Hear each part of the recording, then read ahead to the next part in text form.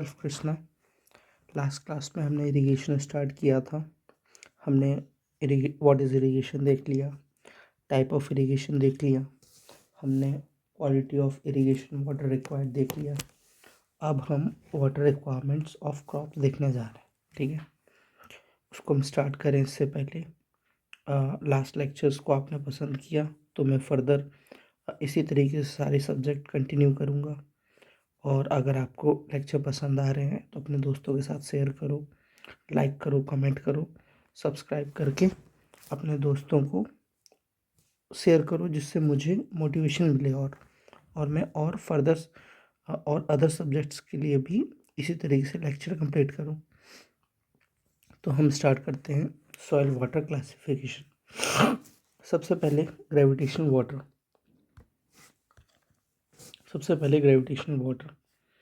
Gravitational water का दूसरा नाम सुपर फ्लूअस वाटर भी होता है। Superfluous water, gravitational water को हम सुपर फ्लूअस वाटर भी बोलते हैं। The water which can be drawn out freely from the pores under the influence of gravity is called free और gravitational water. This water is not held by soil. चलो, ये picture clear नहीं है।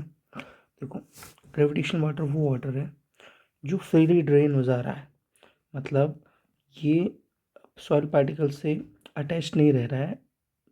By the influence of gravity ये नीचे अपने आप चला जा रहा है। ठीक है, तो water drone through soil profile, this is gravitational water. वहीं जब हम कैपिलरी वाटर देखते हैं तो जो water held in large pores and available for crop used, वो वाटर जो छोटी छोटी कैपिलरीज के थ्रू जो सॉइल के अंदर रिटेन रह रहा है वो कैपिलरी वाटर है। वहीं हमारा थर्ड है हाइड्रोस्कोपिक वाटर। हाइड्रोस्कोपिक वाटर वो है जो पार्टिकल्स पे जो चिपका हुआ है, it is not available for plant. ठीक है, और इसको ईजिली हम निकाल नहीं सकते। ठीक है, ये पार्टिकल से बहुत ज़्यादा अटैच्ड है। ठीक है, तो ग्रेविटेशनल वाटर वो वाटर है जो under the influence of gravity अपने आप फ्लो कर जा रहा है, जो हमारे काम का नहीं है, जो पर्कुलेट कर जा रहा है। ग्रेविटेशनल वाटर का दूसरा नाम सुपरफ्लुअस वाटर भी होता है। नेक्स्ट हमारा कैपिलरी वाटर। कैपिलरी वाटर को हम पेलिकुलर वाटर भी बोलते हैं। इरिगेशन में कैपिलरी वाटर ही हमारे काम का है, ना ही ग्रेविटेशनल वाटर हमारे काम का है, ना ही हाइड्रोस्कोपिक वाटर हमारे काम का है। क्योंकि हाइड्रोस्कोपिक वाटर वो है जो पार्टिकल से अटैच्ड है। Water adheres to soil particles, वो पार्टिकल जो सॉइल पार्टिकल्स के अंदर है, कुछ उससे अटैच्ड है, जिसको हम इजीली निकाल नहीं सकते। वहीं ग्रेविटी वाटर तो हमारे हाथ में नहीं आ रहा है, निकल जा रहा है। तो मोस्टली हम कौन सा वाटर यूज़ करेंगे? कैपिलरी वाटर हम यूज़ करेंगे। ठीक है, कैपिलरी वाटर हमारे काम का है। It is useful soil moisture for plant growth retain in soil after the drain off gravitational water. Capillary water retain रहता है सॉइल में। Capillary water is held by soil pores due to surface tension. ठीक है, surface tension से उसके अंदर attached रहता है पानी। ठीक है, it is available water that held in soil against the gravitational force. ये वो पानी है जो ग्रेविटी के कारण बहा नहीं, जो कैपिलरी इफेक्ट के कारण सॉइल के पोर्स में रह गया, वही हमारा प्लांट यूज़ करता है, कैपिलरी वाटर। अब हाइड्रोस्कोपिक वाटर क्या है? It is not available for plant, can not be easily removed from the soil particle. Soil contain only this type of water below permanent wilting point. अब permanent wilting point क्या होता है आगे देखेंगे। ठीक है, तो soil water held in the pores of soil is called soil water. वो पानी जो सॉइल्स के पोर्स में रहता है उसको हम क्या बोलते हैं? उसको हम सॉइल वाटर बोलते हैं। हाइड्रोस्कोपिक वाटर हमारे काम का नहीं है। क्यों? इसको हम निकाल नहीं सकते। कैपिलरी वाटर हमारे काम का है। हाइड्रोस्कोपिक वाटर और ग्रेविटेशनल वाटर अपने आप फ्लो कर जा रहा है। ठीक है, अब नेक्स्ट हम देखेंगे सॉइल मॉइस्चर कंटेंट। तो सॉइल मॉइस्चर कंटेंट देखने से पहले हम एक और छोटा सा टॉपिक देखते हैं। ठीक है, देखो सॉइल के अंदर कुछ पोर्स होते हैं। ठीक है, ये जो सॉइल है, मान लीजिए पूरी एक सॉइल है, ये जो छोटे छोटे पोर्स हैं, ये छोटे छोटे पोर्स हैं, ये स्मॉल पोर्स हो गए, और ये बड़े बड़े पोर्स हैं, ये लार्ज पोर्स हो गए। ठीक है, ये लार्ज पोर्स हो गए सॉइल के अंदर। ठीक है, तो जो स्मॉल पोर्स हैं उनको हमने बोल दिया कैपिलरी पोर्स। क्यों? क्योंकि कैपिलरिटी इफेक्ट का, कैपिलरिटी के लिए डाया बहुत छोटा होना बहुत ज़रूरी है। ठीक है, अगर डाया बहुत बड़ा है यहाँ पे कैपिलरिटी इफेक्ट नहीं आ पाएगा। क्यों? क्योंकि कैपिलरी टेंशन की वजह से वाटर ऊपर चढ़ ही नहीं पाएगा, क्योंकि कैपिलरी के लिए डाया छोटी होना बहुत ज़रूरी है। ठीक है, एफएम में पढ़ा होगा तुमने कैपिलरी इफेक्ट। ठीक है, तुमने कैपिलरी पोटेंशियल भी पढ़ा होगा। ठीक है, अब पोटेंशियल हम आगे देखेंगे इसी में। तो मैं ये समझाने की कोशिश कर रहा था कि सॉइल के अंदर दो टाइप के पोर्स होते हैं, एक तो स्मॉल पोर्स छोटे छोटे, दूसरे लार्ज पोर्स। लार्ज पोर्स इतने बड़े होते हैं कि उनमें कैपिलरी टेंशन नहीं आ पाता है, उनके अंदर पानी जो है कैपिलरी इफेक्ट के थ्रू ऊपर नहीं चढ़ पाता है, तो उनको बोल दिया हमने लार्ज पोर्स। स्मॉल पोर्स जिनमें कैपिलरी इफेक्ट आ रहा है। ठीक है, अब कैपिलरी पोर्स और नॉन कैपिलरी पोर्स। ठीक है, कैपिलरी पोर्स और non capillary pores. Saturation capacity, field capacity, optimum moisture content, temporary wilting point, permanent wilting point, ultimate wilting point, इनका मतलब क्या है ये इससे थोड़ा तुमको पहले क्लियर होगा।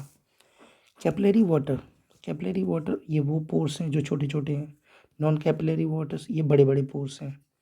सैचुरेशन कैपेसिटी वो स्टेज है सॉइल की जिसमें जो कैपिलरी पोर्स हैं उसमें 100% वाटर से फिल्ड हैं वो, और नॉन कैपिलरी पोर्स वो भी 100% वाटर से फिल्ड है।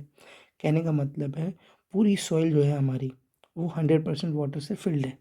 ठीक है, जो उसके अंदर जो वॉइड्स हैं उसमें एयर बिल्कुल नहीं है। नॉन कैपिलरी पोर्स भी वाटर से फिल्ड हैं, कैपिलरी पोर्स भी वाटर से फिल्ड है। इस स्टेज ऑफ सॉइल को बोलते हैं हम सैचुरेशन कैपेसिटी। नेक्स्ट है हमारा फील्ड कैपेसिटी। ये वो स्टेज है जिसमें कैपिलरी पोर्स में तो 100% वाटर है, यानी कि मतलब जो कैपिलरी पोर्स है उसके अंदर 100% वाटर फिल्ड है। लेकिन नॉन कैपिलरी पोर्स जो बड़े बड़े पोर्स हैं उनके अंदर 100% एयर है। ठीक है, उनके अंदर 100% एयर है, मतलब वो खाली है। ठीक है, कहने का मतलब ये है फील्ड कैपेसिटी में सिर्फ कैपिलरी पोर्स में वाटर है, सिर्फ कैपिलरी पोर्स में वाटर है।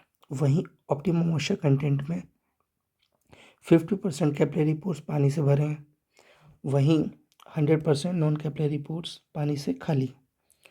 ये देखो, सैचुरेशन कैपेसिटी में ही ये पानी से भरे थे, बाकी सब जगह ये खाली 100% एयर है। वहीं जब हम बात करते हैं फील्ड कैपेसिटी की तो 100% वाटर से फिल्ड है। ऑप्टिमम मॉइस्चर कंटेंट में 50% वाटर से फिल्ड है। टेम्परेरी विल्टिंग पॉइंट में 30% वाटर से फिल्ड है। परमानेंट विल्टिंग पॉइंट में 10% वाटर से फिल्ड है। वहीं अल्टीमेट विल्टिंग पॉइंट में ये 100% एयर से फिल्ड है। कहने का मतलब ये है अल्टीमेट विल्टिंग पॉइंट वो स्टेज है सॉइल की जिसमें पानी है ही नहीं, सॉइल बिल्कुल ड्राई हो गई है, सॉइल बिल्कुल ड्राई हो गई है। ठीक है, तो ये थी हमारा, तो ये हमने देख लिया कि अलग अलग स्टेजेस क्या है। अब हम देखते हैं तो फील्ड कैपेसिटी। अब बताओ सॉइल सॉइल के अंदर जो प्लांट्स हैं वो क्या सैचुरेशन कैपेसिटी पे ग्रो कर पाएंगे? सॉइल्स को भी, जो प्लांट है उनको भी एयर चाहिए, वाटर के साथ उनको भी एयर चाहिए।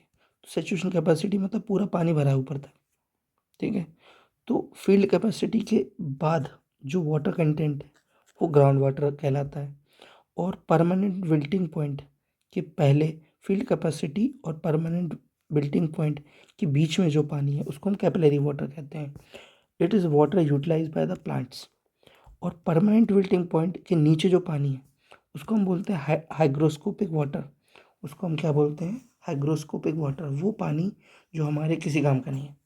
कैपिलरी वाटर वो पानी है जो यूटिलाइज हो रहा है, जिसको हम निकाल सकते हैं, जिसको प्लांट जो है कैपिलरीज के थ्रू, अपने रूट्स के थ्रू अपने आप को नर्चर कर सकता है, वो है कैपिलरी वाटर। तो कहने का मतलब ये है कि परमानेंट विल्टिंग पॉइंट से अगर नीचे वाटर कंटेंट गया सॉइल का तो फिर पानी निकालना नामुमकिन हो जाएगा, फिर प्लांट ड्राई कर जाएगा। वहीं पानी कहाँ तक निकाल पाता है जो हमारा प्लांट है, वो फील्ड कैपेसिटी और परमानेंट विल्टिंग पॉइंट के बीच में। और वहीं ये क्या है हमारा, ये हमारा soil moisture tension. Soil moisture tension, soil moisture tension कितना है? तो जो हमारी फील्ड कैपेसिटी होगी उस पर जो सॉइल मॉइस्चर टेंशन होगा वो 1/10 to 1/3 होगा। ठीक है। वहीं परमानेंट विल्टिंग पॉइंट पे हमारा सॉइल मॉइस्चर टेंशन होगा 7 से लेके 32। वहीं वहीं परमानेंट विल्टिंग पॉइंट और फील्ड कैपेसिटी के बीच में जो हमारा सॉइल मॉइस्चर टेंशन होगा वो 1 से लेके 7 होगा। अब सॉइल मॉइस्चर टेंशन क्या है?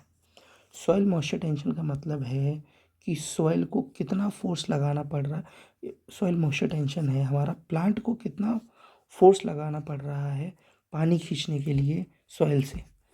अगर हमारा अगर हमारी फील्ड कैपेसिटी पे हमारी सॉइल है तो ज़्यादा फोर्स नहीं लगाना पड़ेगा प्लांट को खींचने के लिए, 1/10 to 1/3। वहीं अगर परमानेंट विल्टिंग पॉइंट है पे हमारी सॉइल के अंदर वाटर कंटेंट है तो 7 से लेके 32 सॉइल मॉइस्चर टेंशन बहुत ज़्यादा हो गया। मतलब प्लांट को पानी खींचने के लिए बहुत ज़्यादा स्ट्रेस लगेगा, बहुत ज़्यादा एफर्ट देने पड़ेंगे। कई बार खींच भी पाएगा, कई बार नहीं भी खींच पाएगा। ठीक है। इन दोनों के बीच में 1 से 7 और आगे देखोगे सॉइल मॉइस्चर टेंशन के बारे में। ठीक है। तो ये ओवरव्यू मैंने तुम्हें एक जिस्ट दे दिया जिससे आगे की चीज़ें थोड़ा तुम्हें और क्लियर हो। ठीक है। चलो, तो अब हम बात करते हैं। सबसे पहले हमने देखा सैचुरेशन कैपेसिटी, तो सबसे पहले हम सैचुरेशन कैपेसिटी ही देख लेते हैं। तो what is saturation capacity? It is a water it is a total water content of a soil when total soil pores are filled with water or amount of water required to be filled up the pore space in soil particle by replacing all the air in pore space is called saturation capacity। saturation capacity वो stage है soil की जिसमें जो air की pores है उनमें भी पानी भरा है। saturation capacity is the maximum water holding capacity of the soil. इससे ज़्यादा अगर पानी डालोगे तो सॉइल में पानी ना भर के ऊपर पानी भरेगा, मतलब सॉइल के ऊपर पानी भरता जाएगा, पॉन्डिंग हो जाएगी, तालाब बन जाएगा, फ्लड हो जाएगा, पानी बाहर निकल जाएगा। लेकिन अब सॉइल के अंदर पानी नहीं जाएगा। सेचुरेशन कैपेसिटी मैक्सिमम कैपेसिटी है सॉइल की पानी के लेने, पानी को एब्जॉर्ब करने की, पानी को रिटेन करने की। ठीक है। नेक्स्ट फील्ड कैपेसिटी क्या है? देखो, maximum amount of moisture held by the soil against gravity is called field capacity. कहने का मतलब है कि against gravity maximum amount of water held कर पा रही है। अगेंस्ट ग्रेविटी माने ग्रेविटेशनल वाटर तो पिक आउट परकुलेट कर गया। जो कैपिलरी वाटर है वो मैक्सिमम कहाँ पे है? वो फील्ड कैपेसिटी में। क्यों? नॉन कैपिलरी पोर्स तो खाली है। नॉन कैपिलरी फील्ड कैपेसिटी में नॉन कैपिलरी पोर्स तो 100% एयर से भरे हैं। वहीं जो कैपिलरी पोर्स हैं, छोटे छोटे पोर्स हैं, वो 100% वाटर। मतलब अगेंस्ट ग्रेविटी मैक्सिमम सॉइल इतना पानी रिटेन कर सकती है। ठीक है। तो ये क्या होगा? हमारी फील्ड कैपेसिटी। ठीक है। It remove most of the gravitational water after free drainage. हाँ, ग्रेविटेशनल वाटर रिमूव हो जाएगा। Soil is not saturated but still a very wait condition. Soil fully saturated नहीं है लेकिन अभी भी वेट कंडीशन में। तो व्हाट इज फील्ड कैपेसिटी? इसका फॉर्मूला इंपॉर्टेंट है। Field capacity wait of water in unit retain in unit area of soil divided by dry weight of dry soil of same volume। ठीक है। कहने का मतलब है फील्ड कैपेसिटी क्या है? कितना पानी रिटेन है सॉइल के अंदर डिवाइडेड बाय ड्राई वेट कितना है सॉइल का। ठीक है। आफ्टर ग्रेविटी फोर्स को छोड़ने के बाद कैपिलरी से कितना पानी सॉइल के अंदर रिटेन है, कितना पानी सॉइल के अंदर रिटेन है divided by total dry soil का वेट कितना है सेम वॉल्यूम के लिए, वो है फील्ड कैपेसिटी। तो कहने का मतलब ये है कि मान लीजिए ये हमारा एक फील्ड है, मान लीजिए ये थिकनेस है। ठीक है। इसमें इतना कुछ पानी रहे, इसमें इसमें ये फील्ड है हमारा, यहाँ पौधे वौधे लगे हैं। ठीक है। यहाँ ये पौधे वौधे लगे हैं। अब इसके अंदर पानी कितना है? पानी कितना है? मान लीजिए कैपिलरिटी के कारण सिर्फ इतना ही वाटर है, कैपिलरिटी के कारण सिर्फ इतना ही पानी है इसके अंदर। तो ये क्या है? ये हमारी डेप्थ ऑफ वाटर। ये जो सॉइल है उसके अंदर डेप्थ ऑफ वाटर कितना है हमारा? ये है depth of water. Total depth of soil कितना हो गया? टोटल डेप्थ ऑफ सॉइल ये हो गया। ठीक है। Depth unit weight of water, total जो सॉइल है उसका unit weight, dry unit wait. तो टोटल, तो फील्ड कैपेसिटी क्या है? रेशियो है इसका, वेट कितना, वेट में पानी है डिवाइडेड बाय कितना, टोटल कितना वेट है सॉइल का, ठीक है। तो unit weight of water into depth, unit weight of water into depth of the root zone, D W क्या है, डी डब्ल्यू है depth of water store in the root zone. ये रूट जोन है, मान लीजिए ये रूट जोन है, उसके अंदर कितना पानी स्टोर है, ये डेप्थ ऑफ वाटर है, ठीक है, ये डेप्थ ऑफ वाटर। तो unit weight of water into depth of water stored in a root zone divided by dry unit weight divided by total depth, divided by total depth, ठीक है, divided by total depth. तो field capacity equals to N upon G भी होता है, N क्या है, porosity, जी specific gravity, ठीक है, जी स्पेसिफिक ग्रेविटी, ठीक है, ठीक है। डी क्या है, depth of water stored in the root zone, ठीक है, depth of water stored in the root zone, ये हमारा डी है, ठीक है, ये हमारा डी हो गया। चलो आगे बढ़ते हैं। अब हम देखते हैं soil moisture tension, soil moisture, field capacity is the upper limit of capillary water, capillary water की अपर लिमिट है, कैपिलरी वाटर की अपर लिमिट है, कैपिलरी के थ्रू मैक्सिमम इतना फील्ड कैपेसिटी ही वो सिचुएशन है जो मैक्सिमम वाटर इतना रिटेन हो सकता है कैपिलरी के through. Soil moisture tension eight field capacity 110 to 1/3 रहता है, ठीक है, सॉइल मॉइस्चर टेंशन कितना रहता है, 110 to 1/3 एट फील्ड कैपेसिटी। अब हम देखते हैं क्या, सैचुरेशन कैपेसिटी देख लिया हमने, फील्ड कैपेसिटी देख लिया, ऑप्टिमम मॉइस्चर कंटेंट क्या है, इसको हम आगे देखेंगे। उसके बाद हम देखते हैं टेम्परेरी विल्टिंग पॉइंट, फिर देखेंगे permanent wilting point. Temporary wilting point, wilt माने होता है मुरझाना, विल्ट माने होता है मुरझाना, विल्ट माने होता है मुरझाना। Temporary wilting point, temporary wilting point, it is a phenomena that a soil water content at which plant wilt at daytime but recover during night or when water is added to the soil। कहने का मतलब ये है temporary wilting point वो situation of water content of soil है जिसमें जो plant है वो दिन में मुरझा गया है और रात में रिकवर कर जाएगा, जब अपन रात में रिकवर कर जाएगा या अपन जब पानी डालेंगे तो ये रिकवर कर जाएगा। मतलब टेम्परेरी विल्टिंग पॉइंट वो वाटर कंटेंट है जिस पे प्लांट दोबारा रिकवर करने को तैयार है और रिकवर कर जाएगा अगर एक बार मुरझा गया तो, ठीक है। वहीं जब हम बात करते हैं परमानेंट विल्टिंग पॉइंट की, वहीं जब हम बात करते हैं परमानेंट विल्टिंग पॉइंट की, water content at which plant can no longer extract sufficient water from the soil for its growth is called permanent wilting point। soil moisture tension कितना है, 7 से लेके 32, 7 से लेके 32, देखो 7 से लेके 32 soil moisture tension है। देखो field capacity, देखो ultimate wilting point, permanent wilting point, field capacity के ऊपर ग्रेविटेशनल वाटर है, फील्ड कैपेसिटी और परमानेंट विल्टिंग पॉइंट के बीच में हमारा कैपिलरी वाटर है और परमानेंट विल्टिंग पॉइंट से नीचे हमारा हाइग्रोस्कोपिक वाटर है, ठीक है, हाइग्रोस्कोपिक वाटर है। तो परमानेंट विल्टिंग पॉइंट वो मॉइस्चर कंटेंट है, अगर इससे इसके नीचे अगर सॉइल का मॉइस्चर कंटेंट गया तो प्लांट अब पानी नहीं खींच सकता, वो मर जाएगा सॉइल से, अब वो मर जाएगा, अब वो पानी नहीं खींच सकता सॉइल से। तो वही हमारा परमानेंट विल्टिंग पॉइंट। मतलब फील्ड कैपेसिटी वो यहाँ से फील्ड कैपेसिटी वो मैक्सिमम लिमिट हो गई कैपिलरी वाटर की और परमानेंट विल्टिंग पॉइंट ये मिनिमम लिमिट हो गई। सबसे ज़्यादा एफर्ट कहाँ लगाना पड़ेगा पानी खींचने के लिए, परमानेंट विल्टिंग पॉइंट। अब ultimate wilting, permanent wilting point के नीचे तो पानी जो प्लांट है वो पानी खींच ही नहीं पा रहा, अल्टीमेट विल्टिंग पॉइंट पे तो मर जाएगा, ठीक है। क्यों, क्योंकि यहाँ पे हमारा जो सॉइल मॉइस्चर टेंशन है, बहुत ज़्यादा स्ट्रेस लगाना पड़ रहा है प्लांट को पानी खींचने के लिए। एटमॉस्फेरिक प्रेशर भी बहुत ज़्यादा होता है, कितना 31 अल्टीमेट विल्टिंग पॉइंट पे, 15 किस पे होता है, परमानेंट विल्टिंग पॉइंट पे, ठीक है। 15 देखो 15 से 31 बार अनअवेलेबल वाटर फॉर प्लांट्स, 15 से 21 बार के बीच में जो प्रेशर है, 15 से 31 बार के बीच में जो प्रेशर है उसमें प्लांट के लिए वाटर अवेलेबल नहीं है। वहीं 15 से लेके 0.33 तक जो प्रेशर है उसमें जो प्लांट उसमें वाटर अवेलेबल है कैपिलरी वाटर की फॉर्म में, और इससे प्रेशर और कम होता है कहाँ पे, इसके बाहर ग्रेविटेशन वाटर पे। ठीक है, तो ये हो गया हमारा परमानेंट विल्टिंग पॉइंट, ये हो गया हमारा परमानेंट विल्टिंग पॉइंट। अब हम दो चीज़ें देखेंगे।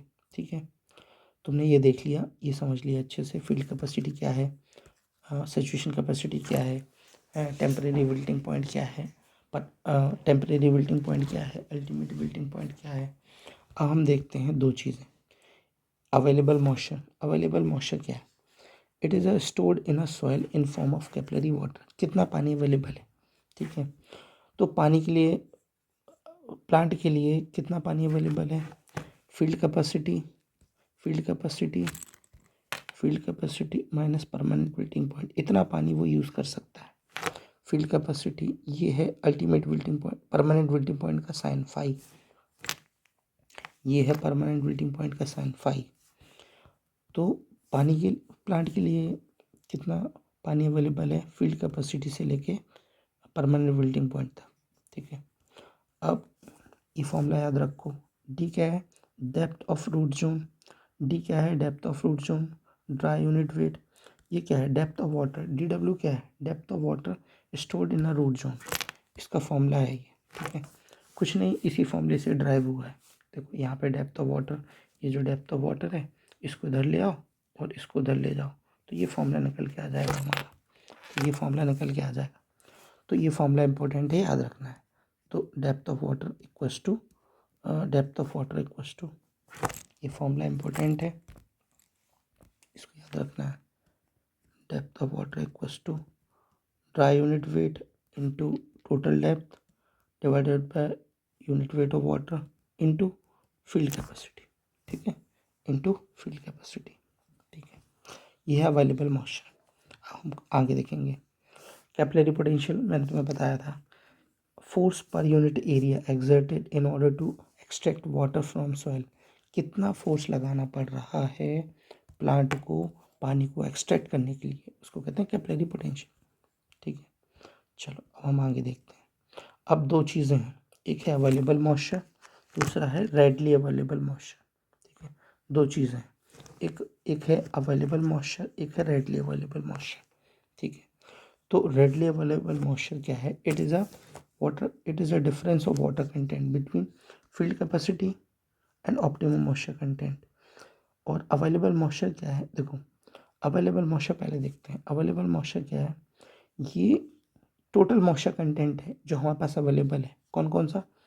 फील्ड कैपेसिटी और परमानेंट विल्टिंग पॉइंट। मतलब फील्ड कैपेसिटी से परमानेंट विल्टिंग पॉइंट के बीच में जो पानी है वो अवेलेबल मॉइस्चर है। Field capacity, water, field capacity में कुछ वाटर कंटेंट होगा, ऑब्वियस बात है ज़्यादा होगा इससे। Field capacity minus permanent wilting point, इन दोनों का डिफरेंस क्या देता है? Available moisture. वहीं रेडली अवेलेबल मॉइस्चर क्या है? रेडली अवेलेबल मॉइस्चर बताता है field capacity minus optimum moisture content, optimum moisture content. अब रेडली अवेलेबल मॉइस्चर हमारे लिए क्यों ज़रूरी है? क्यों? क्योंकि हमारे पास टोटल तो इतना पानी अवेलेबल है, लेकिन परमानेंट विल्टिंग पॉइंट पे हमारे जो प्लांट है उसको बहुत ज़्यादा स्ट्रेस लगाना पड़ रहा है पानी को खींचने के लिए। तो हम कोशिश करते हैं कि उसको इतना स्ट्रेस झेलना ही ना पड़े। हम ऑप्टिमम मॉइस्चर कंटेंट तक ही उसमें पानी को, जैसे ही ऑप्टिमम मॉइस्चर कंटेंट पहुंच जाए सॉइल का, हम उसको तुरंत पानी दे दें। कहने का मतलब ये है कि ये प्लांट है, ठीक है, मॉइस्चर कंटेंट, ये प्लांट है, उसका मॉइस्चर कंटेंट धीरे धीरे कम हो रहा है। हम उसको परमानेंट विल्टिंग पॉइंट तक पहुंचने ना दें, हम ऑप्टिमम मॉइस्चर कंटेंट पे ही हम उसको दोबारा से फिर पानी दे दें, जिससे उसको स्ट्रेस ना लगाना पड़े ज़्यादा। तो रेडली अवेलेबल मॉइस्चर कंटेंट क्या है? It is the best time to give water. क्यों? क्योंकि प्लांट को ज़्यादा स्ट्रेस ना लगाना पड़े। moisture which plant can exert which moisture which plant can extract it very easily. 75 to 80% of the available moisture is usually readily available moisture. readily available moisture क्या है? 75 से 80% होता है अवेलेबल moisture का। और readily available moisture हमारे लिए ज़्यादा इंपॉर्टेंट इसलिए है, क्यों इसलिए इम्पोर्टेंट है? ये बेस्ट टाइम है पानी देने का, ये बेस्ट टाइम है पानी देने का, और कितना पानी देना है उसको फाइंड करने का। तो दोनों का डिफरेंस समझ लो। अवेलेबल मॉइस्चर कंटेंट क्या है? It is a difference between field capacity minus permanent melting point. और रेडली अवेलेबल मॉइस्चर क्या है? It is a difference between field capacity and optimum moisture content. यही चीज़ यहाँ दे रखी है, ठीक है, यही चीज़ यहाँ दे रखी है। अब रेडली अवेलेबल मॉइस्चर कंटेंट को निकालने का ये फॉर्मूला है हमारे पास, ठीक है। Depth of water equals to storage capacity of the soil, भी इसी से निकाल सकते हैं हम। कैसे? Dry unit weight of soil into depth of soil divided by unit weight of water into field capacity minus permanent wilting point. Field capacity minus permanent wilting point, इन दोनों का डिफरेंस का हमें टोटल पानी हमारे पास अवेलेबल है, ठीक है। इन दोनों के डिफरेंस का टोटल पानी हमारे पास अवेलेबल है, ठीक है। वहीं वहीं वहीं deficiency due to fall of moisture, उसके अंदर डेफिशिएंसी कितनी है, हम ये कैसे फाइंड करेंगे? इन दोनों का difference, field capacity minus optimum moisture content, इन दोनों का डिफरेंस निकाल देंगे, ठीक है। इससे हमें पता चल जाएगा, ठीक है। तो एम नॉट क्या है? ऑप्टिमम मॉइस्चर कंटेंट, ठीक है। ये समझ में आ गया तुम्हें? चलो अब हम आगे देखते हैं, ठीक है। अब कंजम्पटिव यूज़ क्या है? Consumptive irrigation requirement is calculated using consumptive use effective rainfall. Consumptive irrigation requirement जो हम आगे पढ़ेंगे उसको हम कंजम्पटिव यूज़ और इफेक्टिव रेनफॉल की मदद से निकालते हैं। कंजम्पटिव यूज़ का मतलब है कि प्लांट को ग्रो करने के लिए कितना पानी चाहिए, ठीक है, उसको बोलते हैं हम कंजम्पटिव यूज़, ठीक है। प्लांट को ग्रोथ करने के लिए कितना पानी चाहिए, चलो पहले इसी को देख लेते हैं। What is consumptive use? Total amount of water used by plant in transpiration evaporation from adjacent soil in any specific time, ठीक है, plus metabolic process in building new tissue. कहने का मतलब ये है कि एक प्लांट को ग्रो करने के लिए कितना पानी चाहिए। कुछ पानी चाहिए उस प्लांट को ट्रांसपिरेशन के लिए। ट्रांसपिरेशन का मतलब है प्लांट की जो लीव्स है उसमें से जो पानी निकलता है एटमॉस्फेयर में जाता है, एवेपोरेट होता है प्लांट की लीव से, उसको कहते हैं ट्रांसपिरेशन। कुछ पानी चाहिए उसको उसके उसकी जो रूट्स हैं उसके सराउंडिंग में जो सॉइल है उससे एवेपोरेट होने के लिए, एडजेसेंट सॉइल का। कुछ पानी चाहिए उसको अपने अपने पेड़ को बढ़ाने के लिए, अपनी मेटाबॉलिक अपने टिश्यू को बनाने के लिए। इन इन सारे पानी को मिला के हम बोलते हैं कंजम्पटिव यूज़। मतलब वो अपनी ग्रोथ के लिए कितना पानी कंज्यूम कर रहा है प्लांट, उसको बोलते हैं कंजम्पटिव यूज़, ठीक है। अब एक वर्ड और होता है जिसको तुम कंफ्यूज मत होना, कंजंक्टिव यूज़। कंजंक्टिव यूज़ क्या है? It is a combined use of surface water and ground water. Conjunctive use का मतलब है पानी को इफेक्टिवली यूज़ करना, ग्राउंड वाटर भी यूज़ कर लेना, साथ में सरफेस वाटर भी। कहने का मतलब ये है कि हम जब ग्राउंड वाटर तो यूज़ कर ही रहे हैं उसके साथ सरफेस वाटर भी यूज़ कर रहे हैं, तो हम उसको कहते हैं कंजंक्टिव यूज़। दोनों की मदद लेना, ग्राउंड वाटर और सरफेस वाटर दोनों की मदद लेने को दोनों की मदद लेना ड्यूरिंग प्लांट ग्रोथ, उसको कंजम्पटिव यूज़ बोलते हैं, ठीक है। वहीं कंजम्पटिव यूज़ अलग है, ठीक है। Ideal soil for irrigation is mixture of sand and clay. Sand and clay is a ideal soil है किसके लिए? इरिगेशन पर्पस के लिए। ना ही सैंड अकेली आइडल है ना ही क्ले अकेली आइडल है, इन दोनों का मिक्सचर बहुत अच्छी सॉइल मानी गई है इरिगेशन पॉइंट ऑफ व्यू से, ठीक है। चलो ठीक है, तो water required for a crop is equal to consum कितना पानी चाहिए प्लांट को, कंजम्पटिव यूज़ अपने लिए, कुछ लॉस होगा, कुछ स्पेशल पानी चाहिए पड़ेगा लैंड प्रिपरेशन के लिए, ट्रांसपिरेशन के लिए, इन सब को मिला के टोटल हमारे वाटर रिक्वायरमेंट ऑफ क्रॉप होता है, ठीक है। चलो अब हम पढ़ते हैं कुछ इरिगेशन एफिशिएंसीज। इसको पढ़ने से पहले हम कुछ और देख लेते हैं। चलो इसको पढ़ने से पहले हम देखते हैं हमारा पानी हमारे फील्ड तक पहुंचता कैसे है, ठीक है। देखो ये हमारी रिवर है, ये हमारी रिवर है, ये हमारी रिवर ऐसे बह रही है। रिवर की परपेंडिकुलर डायरेक्शन में हम बनाते हैं क्या, बैराज और वेयर और बैराज में अंतर होता है, आगे देखेंगे, ठीक है। इसको बोलते हैं हम क्रॉस रेगुलेटर। वो जो मेन रिवर पे हम वो बांध या वो क्रॉस ड्रेनेज वर्क जो हम मेन रिवर पे बनाते हैं उसको बोलते हैं क्रॉस रेगुलेटर, उसको हम बोलते हैं क्रॉस रेगुलेटर। और रिवर से हम निकालते हैं कैनाल। कैनाल की हेड पे हम बनाते हैं कैनाल हेड रेगुलेटर। कैनाल की हेड पे हम बनाते हैं canal head regulator. Canal head regulator का क्या होता है, क्या काम होता है? इसका काम होता है कितना पानी कैनाल में जाएगा, कितना नहीं जाएगा। तो ये एग्जाम में पूछ लेता है कई बार कि कैनाल हेड रेगुलेटर की पोजीशन क्या है और क्रॉस रेगुलेटर की पोजीशन क्या है। तो क्रॉस रेगुलेटर हमेशा रिवर, जो हमारी मेन रिवर है, उस पर बनाते हैं, और जो कैनल गई है उसके हेड पे हम कैनल हेड रेगुलेटर बनाते हैं। अब रिवर से हमारी निकली मेन कैनाल, कैनाल से फिर हमारा पानी जाता है कहाँ? ब्रांच कैनाल पे। ठीक है, सबसे पहले रिवर से फिर मेन कैनाल पे आया, मेन कैनाल से फिर ब्रांच कैनाल पे आया, फिर गया मेजर डिस्ट्रीब्यूटरी, फिर गया माइनर डिस्ट्रीब्यूटरी, फिर आउटलेट तक पानी आता है, और फिर हम अपनी नहर बना के अपने खेत में पानी ले लेते हैं। ठीक है, ठीक है, आउटलेट तक पानी आता है। ये जो फाइनल जो पानी हमारे फील्ड तक आता है उसको बोलते हैं वाटर कोर्स। वाटर कोर्स से हमारे फील्ड तक आता है।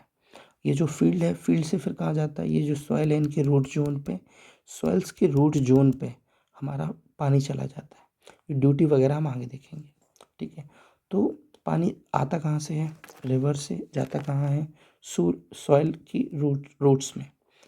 सॉइल की रूट्स में आने से पहले पानी फील्ड में आता है, फील्ड में आने से पहले वाटर कोर्स में आता है, वाटर कोर्स में आने से पहले माइनर कैनाल में आता है, माइनर कैनाल में आने से पहले मेजर डिस्ट्रीब्यूटरी में आता है, माइनर डिस्ट्रीब्यूटरी भी बोलते हैं इसे, फिर ब्रांच कैनाल में आता है, इसके पहले फिर मेन कैनाल में आता है। ठीक है, इतना समझ में आ गया तुम्हें? ठीक है, अगर तुम्हें इतना समझ में आ गया तो मैं तुम्हें ये क्यों समझा रहा था? मैं तुम्हें ये समझा रहा था कि यहाँ से पानी ओरिजिन हो रहा है, और यहाँ से इनके बीच में पानी में कन्वेयंस हो रहा है, और ये हमारा फील्ड है। फील्ड से फिर पानी रूट जोन में स्टोर हो रहा है। ठीक है, ठीक है, तो ये कन्वे हो रहा है पानी। ठीक है, इतना समझ में आ गया? चलो, अब हम इफ़िशियंसीज देखते हैं। Irrigation efficiency. इफ़िशियंसी का मतलब तुम्हें पता ही होगा। Efficiency is equal to, it is a ratio of output upon input. हमें कितना मिल रहा है? ठीक है, हमें कितना मिल रहा है, कहाँ से आ रहा है, हमें आउटपुट में कितना मिल रहा है, और लॉस कितना हो रहा है, उसके लिए हम इफ़िशियंसी को यूज़ करते हैं कहीं भी। तो इरिगेशन में कौन कौन सी इफ़िशियंसी? सबसे पहले इफ़िशियंसी है water conveyance efficiency. Water conveyance efficiency से हो रहा, ये हमें कैसे पता चलेगा? ये हमें ऐसे पता चलेगा, it is a ratio of water diverted to the field divided by water diverted into canal from river. कहने का मतलब ये है कि कैनाल में कितना पानी आ रहा है, या कैनाल कैनाल में रिवर से हमने कितना पानी लॉस हो जा रहा है, किसमें? कन्वेंस में। वाटर वाटर कन्वेंस एफिशिएंसी क्या हो गई? देखो, वाटर कन्वेंस एफिशिएंसी हो गई, it is a ratio of water diverted to the field. कितना पानी फील्ड में जा रहा है, ये आउटपुट, और कितना पानी तुम रिवर से कैनाल में छोड़ रहे हो। तो इन इन दोनों का जो रेशियो है उसको कहते हैं वाटर कन्वेंस। तो ये जो एफिशिएंसी है ये हमें कन्वेंस एफिशिएंसी बता रही है। कहने का मतलब ये है कि अगर हमारा बहुत सारा पानी लॉस हो जा रहा है बीच में कन्वे होने, तो एफिशिएंसी कम है। मान लीजिए 100% पानी, तो 100% पानी भेजा, 80% ही पानी पहुंच रहा है फील्ड तक, तो कन्वेंस एफिशिएंसी कम है। ठीक है, और अगर अगर तुमने 100% बेचा और 90% ही पहुंच जा रहा है, तो एफिशिएंसी ज़्यादा हो गई। तो कन्वेंस क्या है? It is a ratio of water diverted to the field to the water diverted from the reservoir, और water diverted into canal from reservoir. ठीक है, ये हो गया कन्वेंस एफिशिएंसी। नेक्स्ट है हमारा वाटर एप्लीकेशन एफिशिएंसी। इसका दूसरा नाम इरिगेशन एफिशिएंसी भी है। ठीक है, वाटर एप्लीकेशन एफिशिएंसी, इसको हम इरिगेशन एफिशिएंसी भी बोल देते हैं। अगर एग्जाम में पूछ ले व्हाट इज इरिगेशन एफिशिएंसी, तो तुम्हें ये निकाल के देना है। ठीक है, इरिगेशन एफिशिएंसी क्या होगी? It is a ratio of water stored in the root zone divided by the water delivered to the field apply. पानी को अप्लाई करने की एफिशिएंसी कितनी है? कहने का मतलब ये है कितना पानी फील्ड में आया, कितना पानी फील्ड में आया, और कितना पानी रूट जोन में स्टोर हुआ। इन दोनों का रेशियो हमारा क्या है? इन दोनों का रेशियो हमारा क्या है? Water application efficiency. ठीक है, कन्वेंस एफिशिएंसी हमारा लॉस बता रहा था, अप्लाई ये भी लॉस बता रहा है, लेकिन हमारे ये फील्ड में बता रहा है। हमने जो फील्ड में पानी भेजा वो कहाँ कहाँ जाएगा?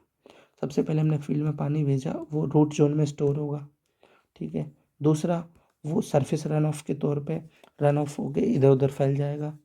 तीसरा, वो डीप परकुलेट कर जाएगा। तो एप्लीकेशन एफिशिएंसी हमें ये बताता है कि हमारे फील्ड में पानी कितना इफेक्टिवली यूटिलाइज हो रहा है या नहीं हो रहा, ठीक है। और सब सरफेस इरिगेशन में सबसे ज़्यादा एप्लीकेशन एफिशिएंसी होती है।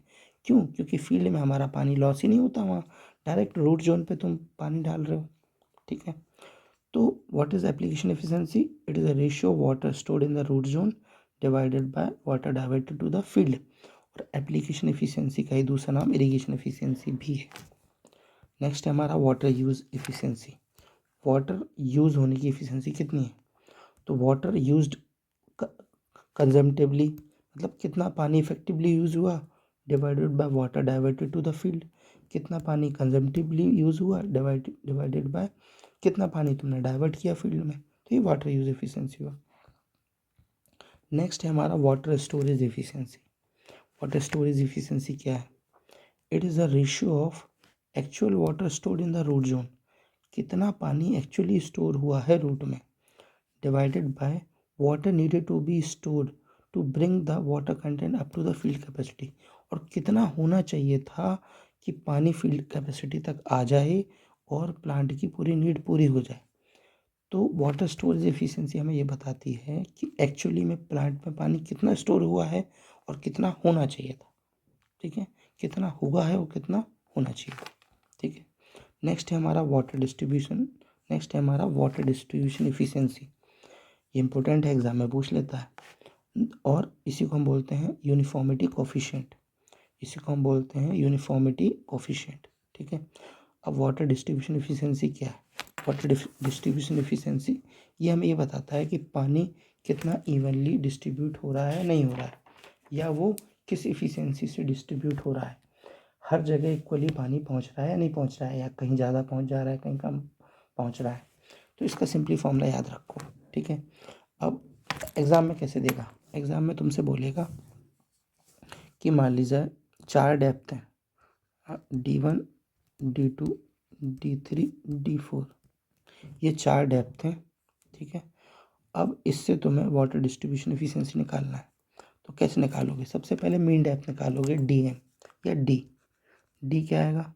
इन चारों का एवरेज निकाल दो, इन चारों का क्या कर दो? एवरेज निकाल दो, जो इन्होंने निकाला है यहाँ पर डी।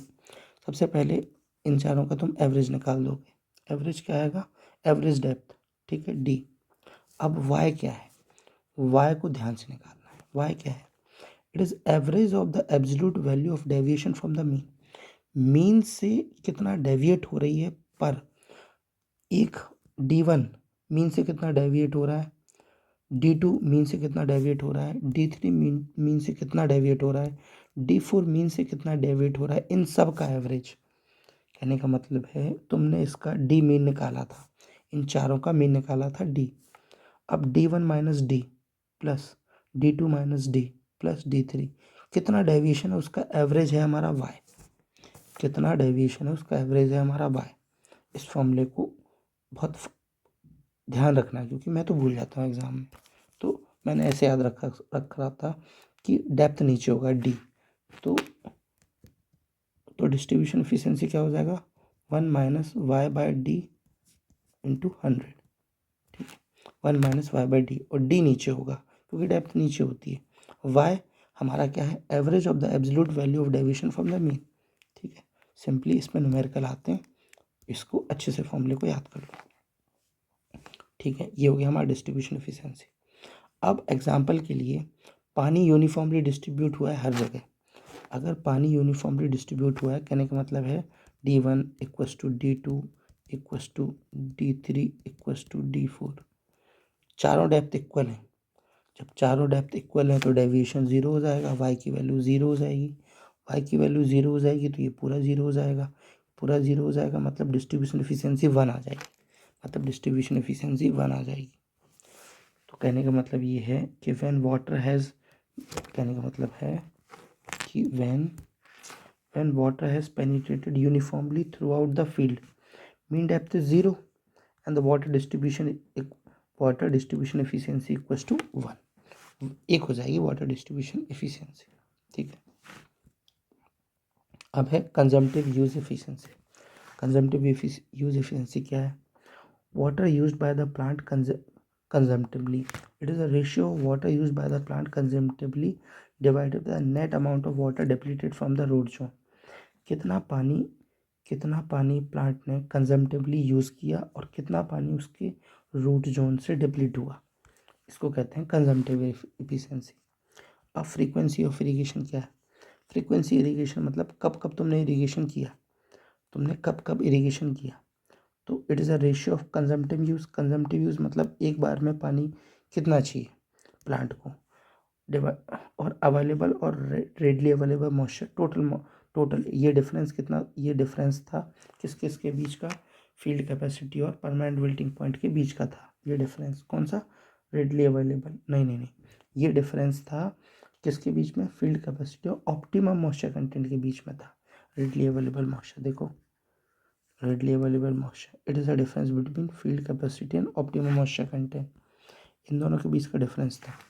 तो कहने का मतलब ये है कि इतना readily, it is a frequency of irrigation ratio है किसका? टोटल पानी तुमको कितना देना है डिवाइडेड बाय कंजम्पटिव यूज़।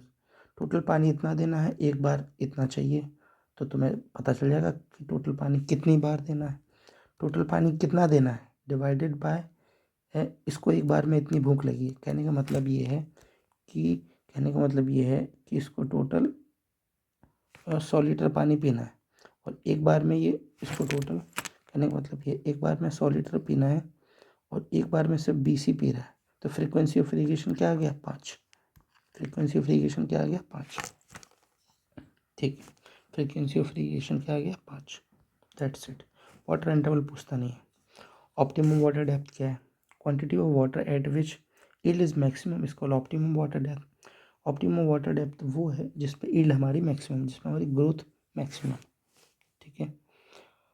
अब इरिगेशन रिक्वायरमेंट ऑफ क्रॉप, ठीक है, कंजम्पटिव यूज हमने देख लिया था, ठीक है। अब इरिगेशन की रिक्वायरमेंट क्या क्या है वो हम देखते हैं, ठीक है। चलो, इरिगेशन की रिक्वायरमेंट देखने के लिए मैंने एक ट्रिक बनाई थी। कौन क्या बनाई थी? कि मेरी गर्लफ्रेंड है NCR वाली, ठीक है। Gross irrigation requirement, field irrigation requirement, ठीक है।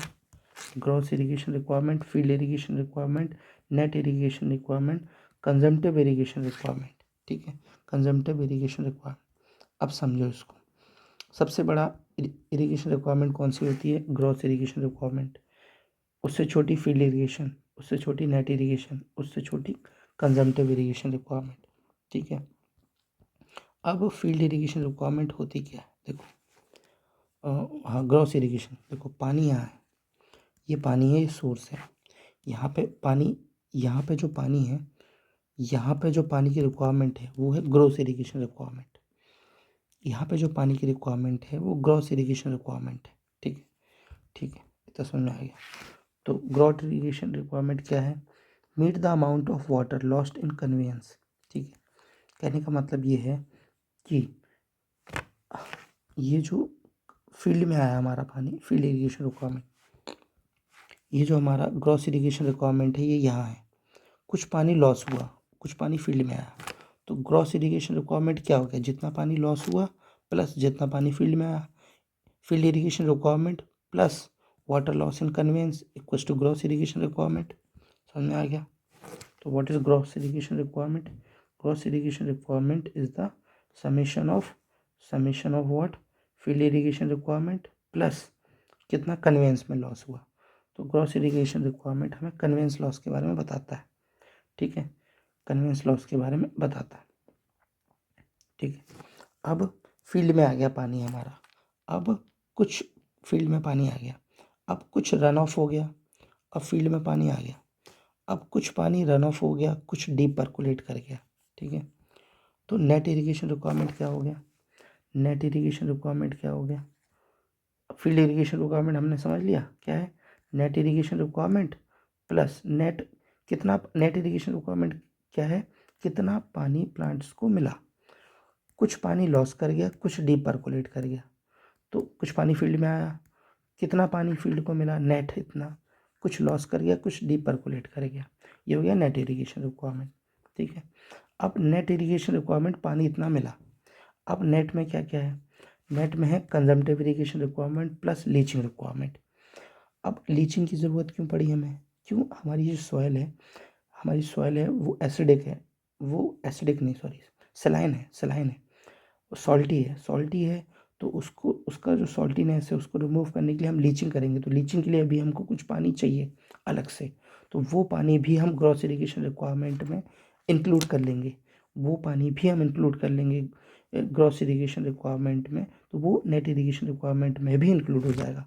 तो नेट इरिगेशन रिक्वायरमेंट क्या हो गया, कंजम्पटिव इरिगेशन रिक्वायरमेंट, जितना प्लांट को चाहिए प्लस कुछ पानी लीचिंग के लिए चाहिए, ये पानी हो गया नेट इरिगेशन रिक्वायरमेंट। ठीक है, अब नेट इरिगेशन रिक्वायरमेंट हो गया। अब कंजम्पटिव इरिगेशन रिक्वायरमेंट क्या हो गया, कितना पानी प्लांट को चाहिए। ठीक है, कंजम्पटिव इरिगेशन रिक्वायरमेंट। अब कुछ पानी तो प्लांट ने यूज़ किया प्लस कुछ पानी उसको बारिश से मिल गया, तो वो पानी तो हम माइनस करेंगे। कहने का मतलब ये है कि इसको 100 पानी की ज़रूरत थी, 100 लीटर पानी की ज़रूरत थी, अब कुछ पानी 20 लीटर इसको बारिश से मिल गया, तो हमको तो 80 लीटर ही देना है ना, तो ये 80 लीटर है कंजम्पटिव इरिगेशन रिक्वायरमेंट।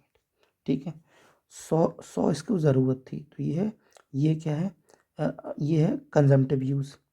और आर ई क्या है, इफेक्टिव रेनफॉल, मतलब आर ई क्या है, इफेक्टिव रेनफॉल, इतना रेनफॉल इफेक्टिवली पानी, इतना रेनफॉल इफेक्टिवली, इतना रेनफॉल का पानी इफेक्टिवली सॉइल में यूज़ हो सकता है। अब इफेक्टिव रेनफॉल क्या है, टोटल रेनफॉल, टोटल रेनफॉल है, उसमें से इवेपोरेशन माइनस कर दो, परकुलेशन माइनस कर दो, रन ऑफ माइनस कर दो, टोटल रेनफॉल में से सारे लॉसेस माइनस कर दो, तो हमारी इफेक्टिव रेनफॉल आ जाएगी, तो हमारी इफेक्टिव रेनफॉल आ जाएगी। ठीक है, तो मैंने तुम्हें ये उल्टा पढ़ाया कि तुम्हें समझ में आ जाए। तो कंजम्पटिव इरिगेशन रिक्वायरमेंट, अब तुम इसको सीधा भी पढ़ सकते हो। तो what is consumptive irrigation requirement, कितना प्लांट को चाहिए, तो कंजम्पटिव यूज़ इतना उसको चाहिए और इतना उसको बारिश से मिल गया, इतना उसको बारिश से मिल गया, तो ये क्या है, इफेक्टिव रेनफॉल। तो कंजम्पटिव इरिगेशन रिक्वायरमेंट क्या हो गया, C U minus effective rainfall, C U minus effective rainfall. अब नेट इरिगेशन रिक्वायरमेंट क्या है, नेट इरिगेशन रिक्वायरमेंट में हम कंजम्पटिव इरिगेशन रिक्वायरमेंट भी लेंगे, साथ में लीचिंग को भी कंसिडर कर लेंगे। नेट इतना चाहिए हमारे प्लांट को, ठीक है, ठीक है, तो consumptive irrigation requirement plus leaching requirement. अब फील्ड इरिगेशन रिक्वायरमेंट क्या है, फील्ड इरिगेशन रिक्वायरमेंट है हमारा नेट इरिगेशन प्लस लॉसेस को भी हम इंक्लूड कर ले रहे हैं। और इसमें हम जो एफिशिएंसी पढ़ी थी हमने, एप्लीकेशन एफिशिएंसी, तो इसको हम ऐसे भी लिख सकते हैं, application efficiency is net irrigation requirement divided by field irrigation requirement. या फील्ड इरिगेशन रिक्वायरमेंट में हम अगर, या हमें फील्ड इरिगेशन रिक्वायरमेंट निकालना है, तो हम नेट इरिगेशन रिक्वायरमेंट में क्या करें, एप्लीकेशन एफिशिएंसी का डिवाइड कर दें, तो हमारा फील्ड इरिगेशन रिक्वायरमेंट आ जाएगा। वहीं अगर हमें ग्रॉस इरिगेशन रिक्वायरमेंट चाहिए, तो हम फील्ड इरिगेशन रिक्वायरमेंट में कन्वेंस एफिशिएंसी का डिवाइड कर दें, तो हमें फील्ड इरिगेशन रिक्वायरमेंट मिल जाएगा। अब हमें पता है फील्ड इरिगेशन रिक्वायरमेंट क्या है, net irrigation requirement divided by देखो, field irrigation requirement equals to net irrigation divided by application efficiency, इसको इनटू कर दोगे तो ये फॉर्मूला बन जाएगा। ठीक है, अब मेरी ट्रिक क्या थी, गर्लफ्रेंड एनसीआर वाली, इसको तुम कैसे याद रख सकते हो, gross irrigation requirement, gross irrigation requirement, field irrigation requirement, net irrigation requirement, consumptive irrigation requirement. Line से याद करने के लिए कि कौन बड़ा होता है कौन छोटा होता है, ये एग्ज़ाम में डायरेक्ट पूछ लेता है। ठीक है, ये एग्ज़ाम में डायरेक्ट पूछ लेता है। चलो, अब नेक्स्ट हम पढ़ते हैं क्रॉप्स। क्रॉप्स वगैरह हम नेक्स्ट वीडियो में पढ़ेंगे। ठीक है, अगर आप लेक्चर एंजॉय कर रहे हैं और आपको मज़ा आ रहा है, तो अपने फ्रेंड्स को सजेस्ट कीजिए, लाइक करिए, कमेंट करिए और अपने दोस्तों में शेयर करिए।